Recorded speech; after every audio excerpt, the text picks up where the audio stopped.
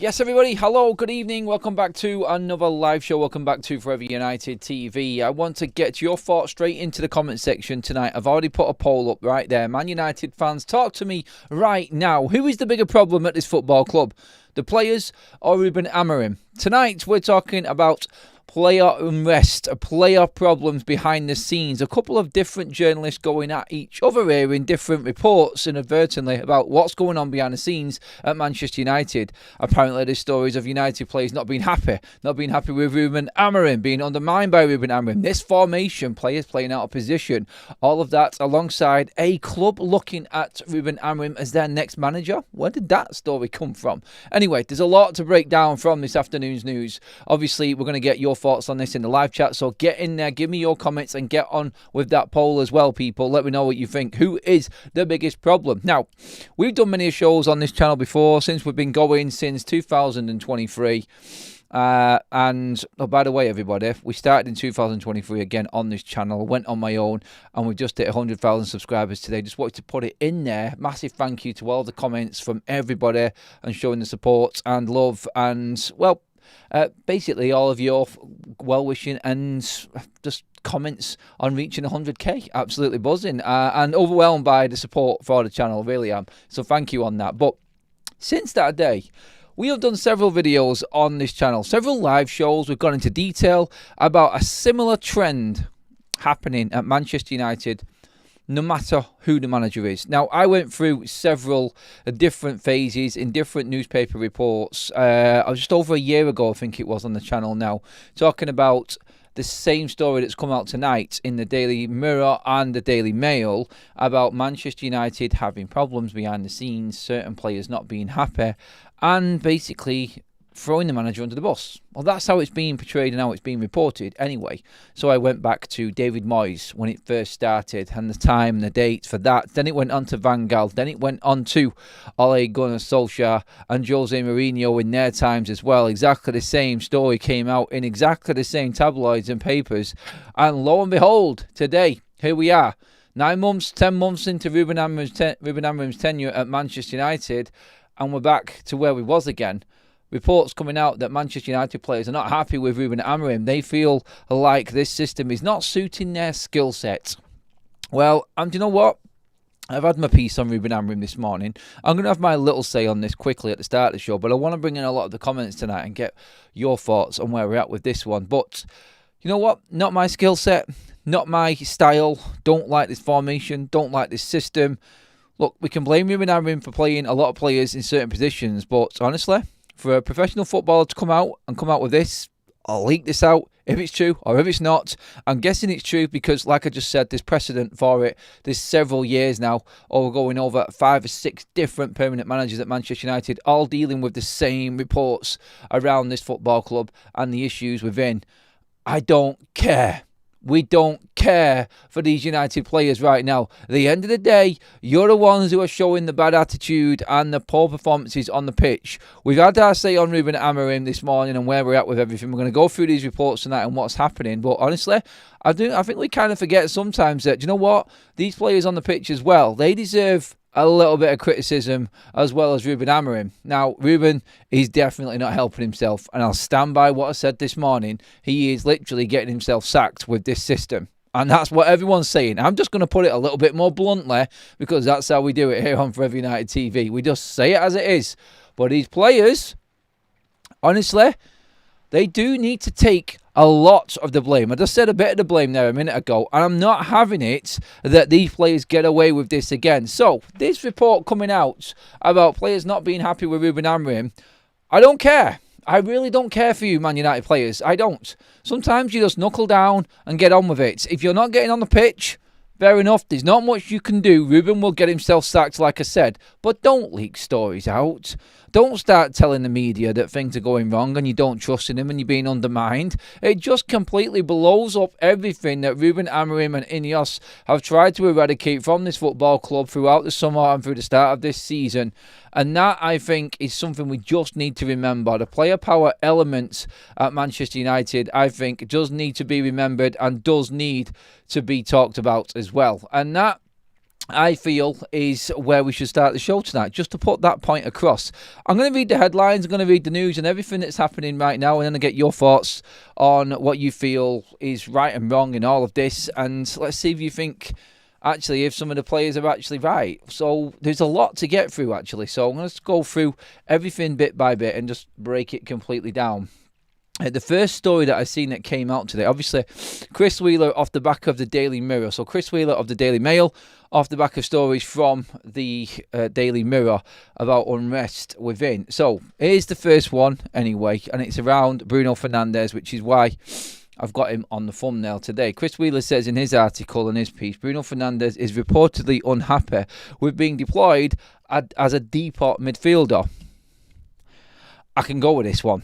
And this is why I wanted to start with this one, just to balance it out. I'm not going to go right in on the players and make it all about them. I'm not going to go right in on RUBEN Amorim and make it all about them. There is application from players, and there is a situation developing where RUBEN Amorim just isn't utilising the players that he's got. We know this for certain right now. So, what we've got here is, I feel now, honestly, is Bruno Fernandes, I think, like we said this morning, being destroyed by RUBEN Amorim. I think he is being played in a position where it doesn't suit him. But seeing some stats today on Bruno Fernandes, he's actually creating more chances this season than he was last season so far. So, yeah, in his number 10 role, or the higher position role that he played for the majority of last season, compared to now, he's actually created more chances. His touches in the box, and his shots, and his efforts, and his assists, all down this season, though, and it sort of counteracts it. But the reports from the Daily Mail are that Bruno Fernandes is not happy with his role as a deeper lying midfielder. So, and what we're talking about here is, I feel, right now, the Bruno Fernandes situation, I could see there being a little bit. Now, Bruno Fernandes is not going to kick up a stink. He's Man United captain and he'll play anywhere for you. He's that type of player. But he wants to be in and amongst it. He wants to be in and amongst all of the action and playing in a favourable position. He wants to be up there fighting for goals and creating chances higher up the pitch. And what we're talking about here is, honestly, I think he's right in what's happening here. I'm going to come to the comment section first of all on Bruno Fernandes. Is this story valid? Because we're going to go through each one and get your opinions on these, everyone. So get going in the comment section, please. Is Bruno Fernandes' story valid, and has it got a good point? Get into the comment section right now. We've got a couple of super chats I'm just going to run through right now. If we hadn't got the penalty at Burnley, we would have had 2 points. It's bad. Why can't Amorim try something different? Good luck with the channel, says Thomas. Thanks for that, mate. I appreciate the little good luck bit at the end of that there. I am sorry, but it is time for Amorim to go. He is backed properly, and there is nothing in the performances that give confidence, says Sub N as well with the super chats. 5 gifted members courtesy of Forever United TV in there as well for you all. You are welcome. Thank you. And please keep voting on the poll that we've got up right now in the live chat as well. Who is the biggest problem? Is it the players or is it RUBEN Amorim? Currently, right now, 60% of you are saying it is the players. Right, let's get into some Bruno comments. Emmanuel David says, Amorim will drop Bruno when he finds out Bruno is the new leak. Well, will he drop him, he says, if he finds out he's the new leak. I don't know if Bruno is the new leak, and no one's reporting that. Someone's saying that Bruno is apparently not happy. And again, we're just talking about the situation that's being reported. We don't know if it's true or not, but from our eyes, do we see this situation with Bruno as a deep line midfielder as a problem? I think it will be a resounding yes to this one for everybody. I'm not going to just answer for you here, obviously, but if there is anybody here in this room now that thinks that Bruno playing at a 6/8 in that midfield in the double pivot is working for United right now, stick your hand up in the air, i.e. put a comment in there and tell me, because I'm not seeing it. I'm not seeing it. Strip him of his armband. That's going a little bit heavy there, Emmanuel, isn't it? On this one. Too much obsession over data. Play your heart out and give 100%. That's all you need. Well, that's what Bruno does do, and people still don't like that, it would seem, in this fan base. Those players were shocking yesterday. The system doesn't help them because they can't seem to understand it, but damn, they were shocking. Yes, Steve H, definitely. Bruno has played centre mid for the majority of his career. He wasn't any better in the second half when he was at 10. Well, Bruno is better at 10. I think we all know that. And for the sake of the system, if we don't think Bruno Fernandes is that good in that position, he shouldn't even be there. So, again, it's another question on RUBEN, isn't it? But yeah, RUBEN, Bruno Fernandes touched on and played a bit of a role at 8 when he was at Sporting. He's played in a wide midfield 3 for Portugal. He's never really a 6 or an 8 player in any team he's played for consistently. He's an attacking midfielder and a very good attacking midfielder. He needs to be just behind the striker, dictating play, receiving balls of quality midfielders behind him. And then that might work. But we're not going to get that ever because RUBEN is stubbornly not changing his system. And so there we go with point number 1. Bruno Fernandes, really, when you look at it, you have to say, is a victim of Ruben Amorim's stubbornness and not wanting to change his system. I think that is clear. I think that for everybody is one thing that we can say from these reports, if true. And obviously these are just reports coming out. I need to stress that. It's the Mail and it's the Mirror, but it's circulating social media. And obviously we talk about it because we can see problems with players. We've seen the situation with Corbin Mania. We've seen the fallout with other players. I'm scared. I really am scared if this is happening again, where we go from here. And that, I think, is definitely a problem for Manchester United moving forward. It really is. We cannot afford for this to get out of hand yet again. Bruno's a problem, full stop, but at 8, he's a liability. Disagree. The 8-bit I definitely agree with from Cal. He's not a liability. He's a creator. And if someone gets hold of him and coaches him into their system properly, Bruno is an absolute baller and will be a threat for every single team he would ever play for. I wish we could get paid millions to get fired from my job internationally. Okay, Adam. Yeah, I think we all would like that, wouldn't we, mate? Anthony says, I like Bruno, but I'd have definitely sold him to Saudi. He is rendered an average player at number 8, and in my opinion, isn't captain. We need to change this and bring in another leader to the football club. You could get your wish by the end of the season anyway. Glenn with a super chat. Thank you very much, Glenn. He says, being an old cynic, I suspect the agents/agencies more than the actual players are doing of the leaking. We know certain ones have previous. Yes, we was going to get onto that. Let's move on to that next story now, actually, and where we're up to. So Bruno Fernandes was the first one. Chris Wheeler then comes out and says in another piece in his article, Manchester United insiders maintain it's inaccurate to claim Ruben Amorim has lost the dressing room, stressing that he continues to have the backing of the players. Now, it was said that after, of course, the Mirror came out and said this: Ruben Amorim's strict adherence to the 3-4-3 formation and not willingness to adjust has reportedly sparked concerns among key Manchester United players. Some feel undermined as they are being forced into a system that doesn't suit their skills. You've got to have skills in the first place, or show them skills in the first place to come out with comments like that.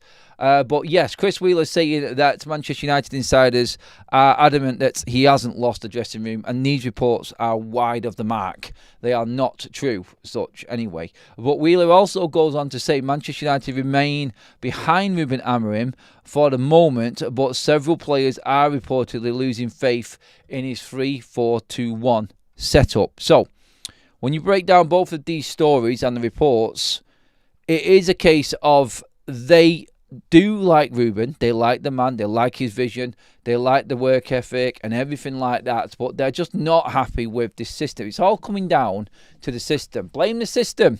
That's what happens when you're underperforming yourself, and usually is the outcome when everybody's having a say on why things are going wrong.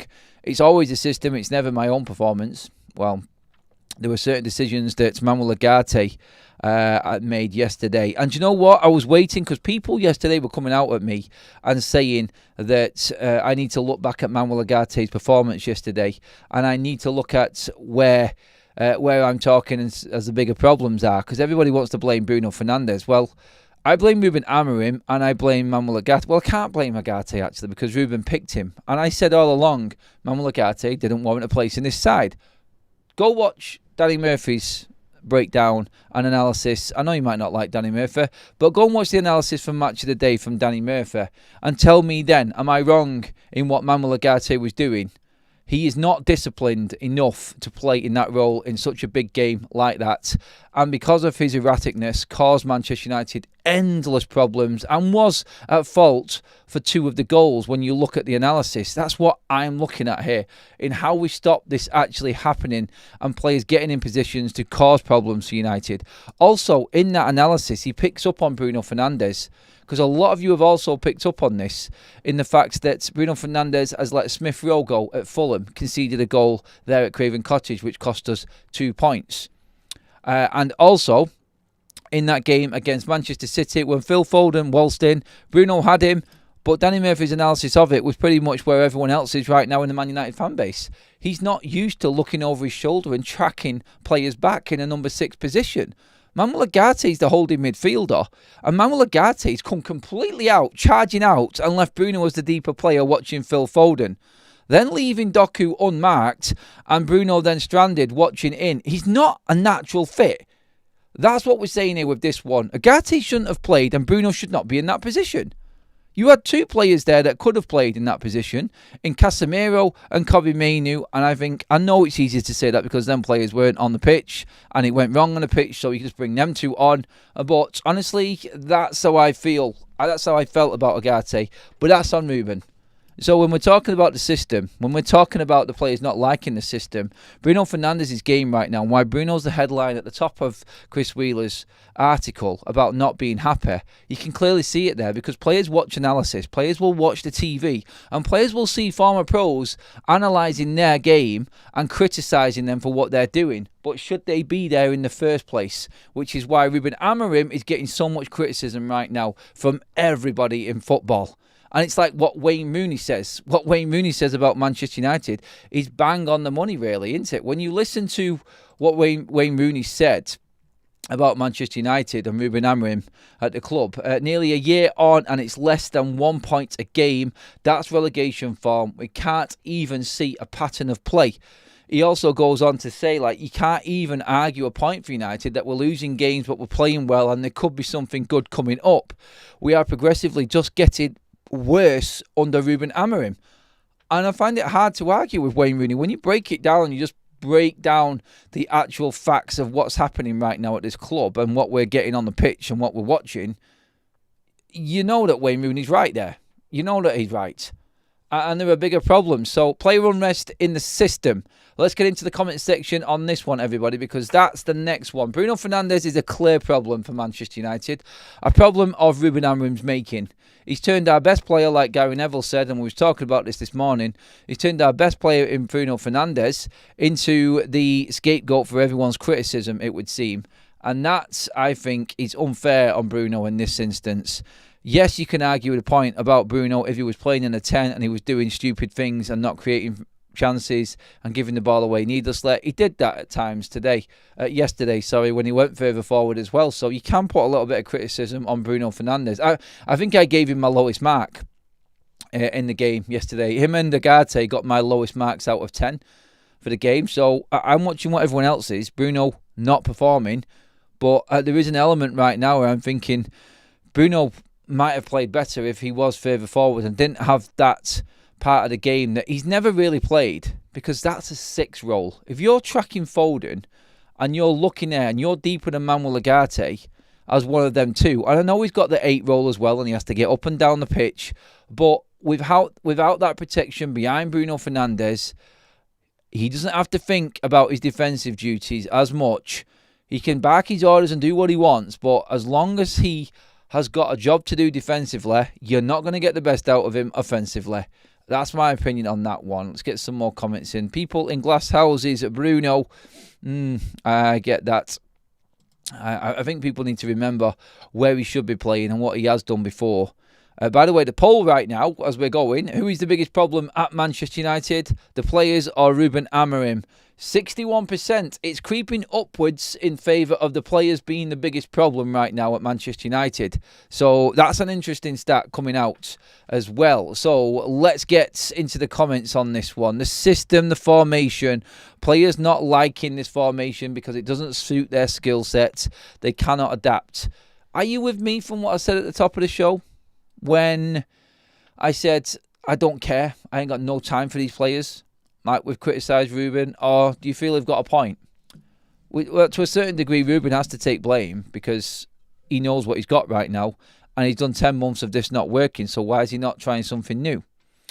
I'm blaming Bruno, I'm blaming RUBEN for playing him in the wrong place, says Rodder. Agate needs more time. Everybody needs more time, it would seem. You don't get time at United. Recruitment has to be bang on the money.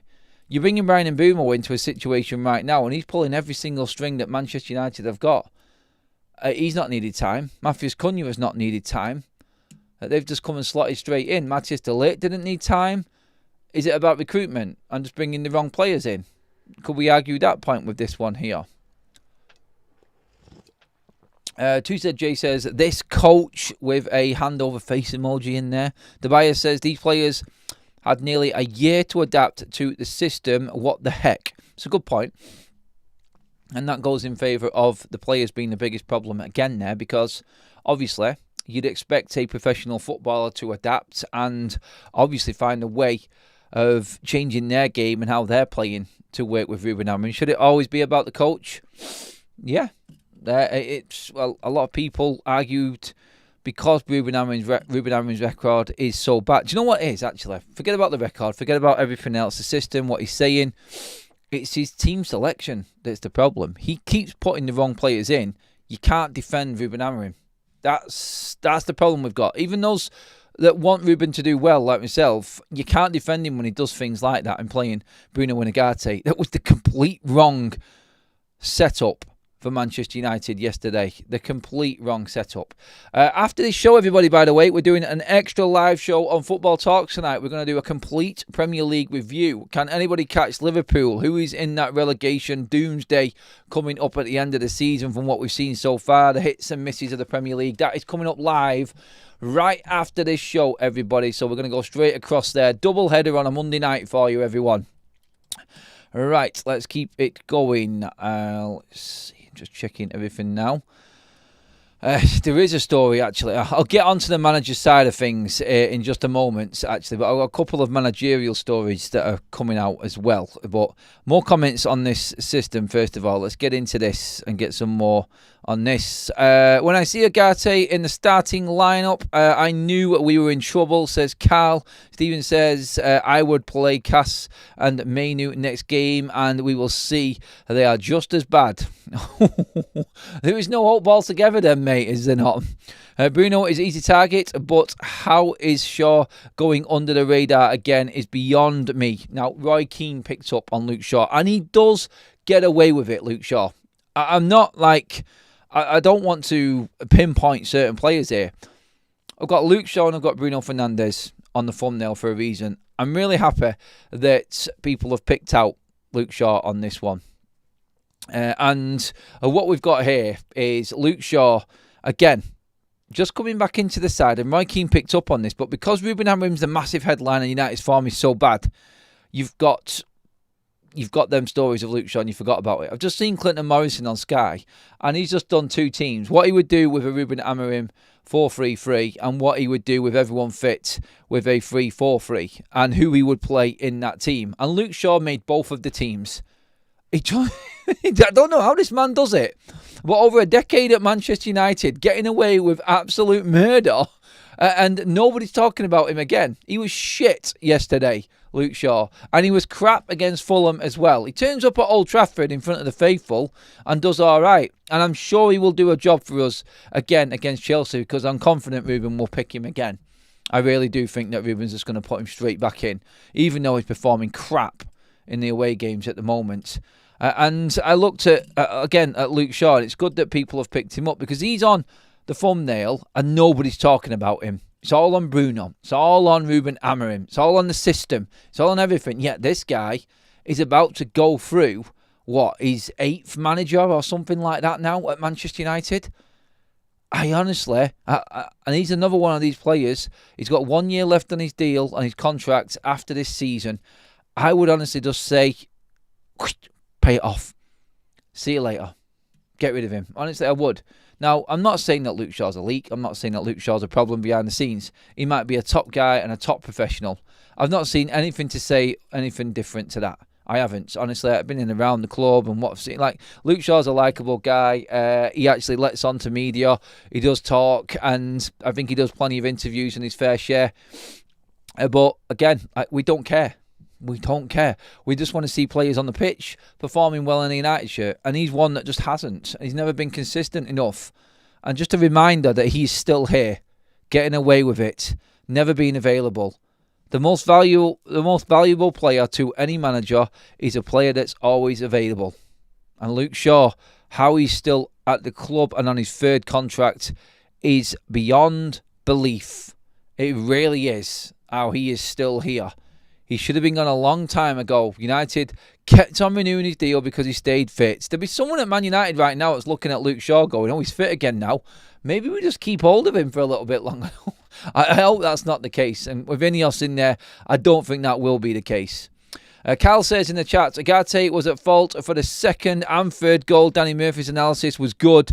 Bruno was also at fault for the 1st and Fulham. Yep, Dallow's was as well as Bruno's again. But you've got players there in Dallow who isn't used to playing wing-back. Bruno is not used to playing defensive midfield. And then someone who just isn't good enough in Manuel Agate at the moment, who doesn't warrant playing on the pitch. Every single bit of analysis I've watched and everyone's review of Man United v Man City has been exactly the same. I've watched it all day. I've listened to everybody's thoughts all day.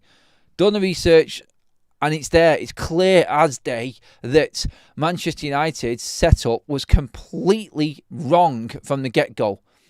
And a poor Manchester City side, who will get battered by Arsenal next week. You watch. They will get battered by Arsenal. And they'll embarrass Manchester United even more for letting them off the hook. I really do think that is what will happen. But that, I think, it's clear that it was the team selection that was the biggest issue. I mean, a lot of people have picked up on Kobbie Mainoo making a real impact and showing more in 30 minutes than anyone else did in the full 90 in that game. I'll always say, yeah, well done, Kobbie. I need to see more, but you know what? I can't really fault him because he's come on in a shit situation and he's gone at it and he's just given his top best performance as he can. So no issue with Kobbie at all. Thank you for actually coming on and showing a bit of composure and a bit of pride, because he did give quite a lot when he came on. Chips are down. Would he have done it if it was a tighter game? I said it before, with it being 3-0, everyone just went into relax mode, even City. And that allowed United to come on to him. So I'm not saying that I'm not going to praise up a performance when we're 3-0 down after the melee that was before them goals went in. That's not That's not me. To be honest. I feel like City allowed United to play at the back end of that second half. Ian Chapman in the chat said Bruno should have dropped for the throwing Euro under. Bruno should have dropped for throwing Euro under the bus in this interview. Normally it wouldn't mind, but what he said wasn't even true. I've not even heard of a Bruno interview. What is this one? I don't know. Luke Shaw, Bruno Agate is the problem. Mr Dacia Sandero says Agate had a decent first half, but he fell off a cliff in the second half. I don't think he had a good first half, mate. Watch the analysis again. He is at fault for the first goal. He's at fault for Foden. He really is. He's at fault for all. He's got a hand in every single goal. He plays a part in every goal we conceded. Agate gets a lot of unfair stick, does he? We're criticising players here for making mistakes in one of the biggest games of the season. You're going to get it. He's a United player. If he's not up for it, he's going to get critique. I think we need to set a standard here in this at all. We're not picking anybody out and saying that they are the worst player. They just didn't warrant being on the pitch, which is on RUBEN. So what we're saying about Agate is all on RUBEN, because he's been doing this all season. He did it when he came on against Arsenal at Old Trafford in the first game, and the game died. We lost all control of the game. and he got hauled off against Grimsby at half-time. Let's not forget that. The other one start that he's had this season, he got hauled off at half-time. He should have been taken off at half-time against Manchester City as well. It's all on Ruben. Agate is Ruben's problem. Bruno is Ruben's problem.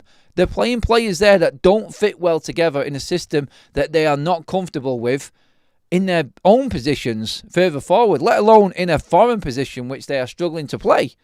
So, yeah, attitude from the players is there. It is a problem, and probably the biggest problem at this club. And it's going to take transfer window after transfer window to eradicate all of this. But Ruben is also taking a big chunk of the blame. Right. I need to get into everything else in terms of what's happening. I mean, Fabrizio Romano went in with the full quote from what Ruben Amorim said. Ruben Amorim's position as Manchester United right now, this is what Fabrizio Romano has said on the whole situation after all of these stories that we've just talked about now. At the moment, from Manchester United, they keep sending positive messages about Ruben Amorim. I can guarantee that Sir Jim Ratcliffe being at the Etihad Stadium yesterday is also quite a strong message, because he wants to be close to the squad, close to the staff, close to all the people at Manchester United now to understand what's really needed to sort the situation. So, hands on Sir Jim Ratcliffe.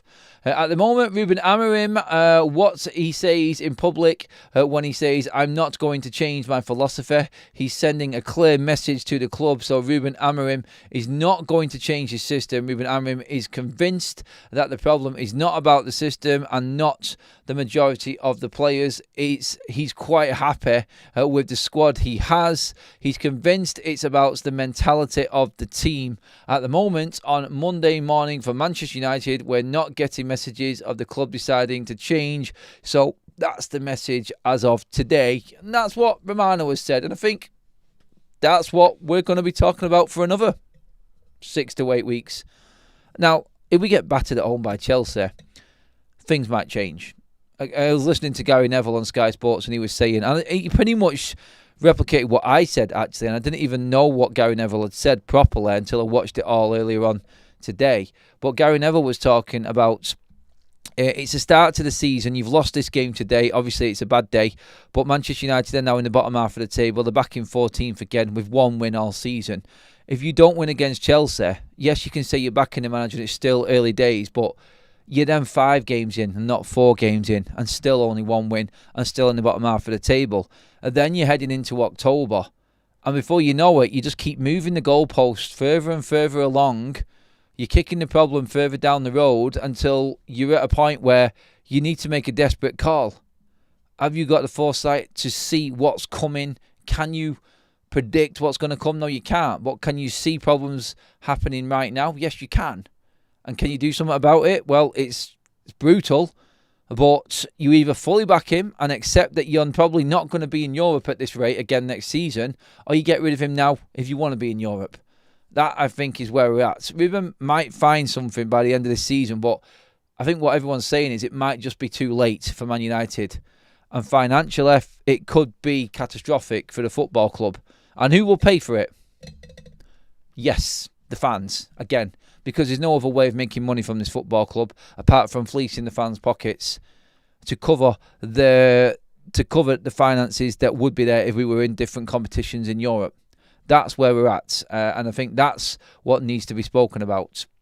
In terms of the managerial news I was talking about, some stories floating around. This has come from Gimme Sport. So, again, I don't think this is necessarily a definite, but Unai Emery is a top target for Manchester United should they need to make a managerial change. Unai Emery.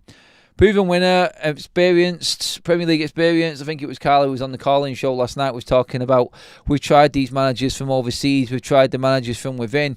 None of them have had Premier League experience apart from Jose Mourinho, and they've all failed. You could argue that David Moyes had Premier League experience, but let's be honest, he was never, ever going to come in and replace Sir Alex Ferguson. It was a thankless job, thankless task for David Moyes. United need more experienced, Premier League experienced managers. Like, we're talking about Premier League experienced players. Should we not get a Premier League experienced manager in? That's if Ruben does leave, but like Romano said, there is nothing coming from Man United at the moment which says that Ruben Amorim is going to be leaving this football club. Also, did you see the story regarding the Benfica president at the Etihad? There is a story floating around that Benfica are ready to pounce if Ruben Amorim is fired by Manchester United. Again, back to Portugal, where it all started and the success was. I'm not sure about that one either, but these are stories that are just going to start circulating now because the talk is there. Chelsea's a massive game for Manchester United, an absolutely huge game for United this weekend. So, again, we just have to remember that a win for United changes quite a lot. It gives him another couple of weeks. It probably gets him through this group of games. But a loss to Chelsea, that would be catastrophic for Ruben Amorim right now. That would be a big problem, in fact, for Ruben Amorim right now. If he lost to Chelsea this weekend, I don't know if he could survive that. Anything else, I feel confident that he's going to be here for a little bit longer. No issue at all. But I don't know if he loses this weekend at home, and that'll be the second home defeat already this season in 3 games. I know against good sides, but United cannot afford to lose home games. We've said this all along. If you win all of your home games in a season, you're pretty much there. All you need to do is pick up a few results away from home here and there, and you're right up there in Europe. You have to win every single home game from now until the end of the season. Simple as that. He has to go out and he has to beat Chelsea at weekend. Even a draw, I don't think helps Ruben Amorim this season because you're still on a point per game like Roy Keane was saying.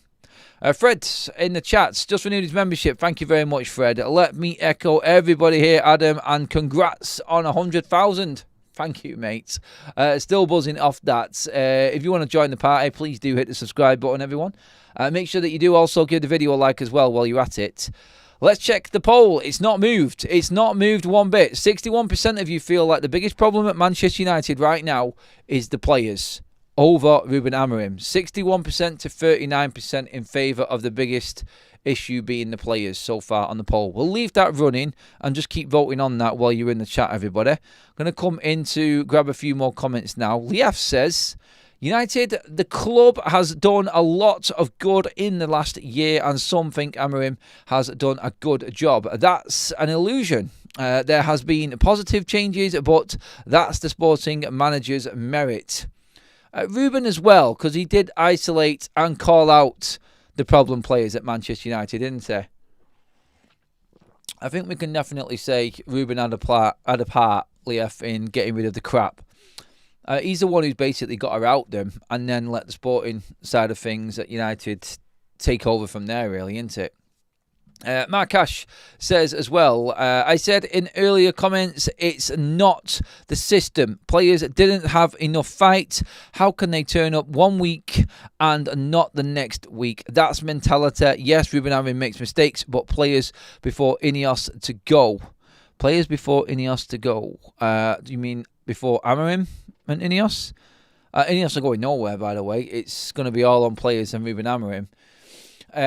Interesting quote that was said there as well in Fabrizio Romano. He's confident in the majority of his squad. Majority of his squad. Now, obviously, clearly they're not happy with everybody, it would seem still. I think this comes down to quality over attitude.